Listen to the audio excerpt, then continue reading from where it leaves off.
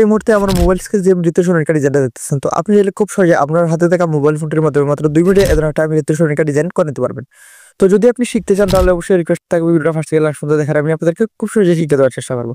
তো এ ধরনের নৃত্য সঙ্গীতটা ডিজাইন করতে আপনার প্রয়োজন পড়বে পিক্সেল অ্যাপস এবং ফ্রি ফাইল।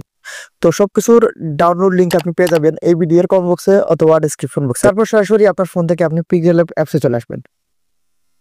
তো পিক্সেল অ্যাপসে চলে আসার পর আপনি যে পিল ফাইলটা ডাউনলোড করছেন, তো সেই পিল ফাইলটাকে কাস্টমাইজ করার জন্য এখানে ইনপুট করতে হবে। তো ওয়েবসাইটে এসে আজকের নৃত্য সঙ্গীতটা ডিজাইন, তো এটাকে আপনি কাস্টমাইজ করতে হবে। তো এটা অন্য একজনের নাম দিয়ে এবং ডেট দিয়ে ডিজাইন করা রয়েছে, তো এটাকে আপনি কাস্টমাইজ করতে হবে। তো আপনি কাস্টমাইজ করার জন্য এই অপশনে ক্লিক করবেন। তো এখান থেকে আপনি সবকিছু কাস্টমাইজ করে নিতে পারবেন।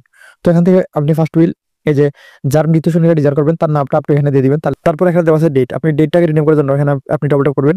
এখানে যে ডেটটা দেওয়া আছে এটা আননোন ভাবে একটা ডেট এবং তারিখ দেওয়া আছে, আপনি এটাকে কেটে দিবেন। কেটে দিয়ে তো আপনি যার জন্য ডিজাইন করবেন তার সঠিক ডেটটা এখানে দিয়ে দিবেন। তাহলে আপনি এখন ডিজাইনটাকে সেভ করতে হবে। তো সেভ করার জন্য আপনি সিম্পলি শেয়ার এখানে ক্লিক করবেন।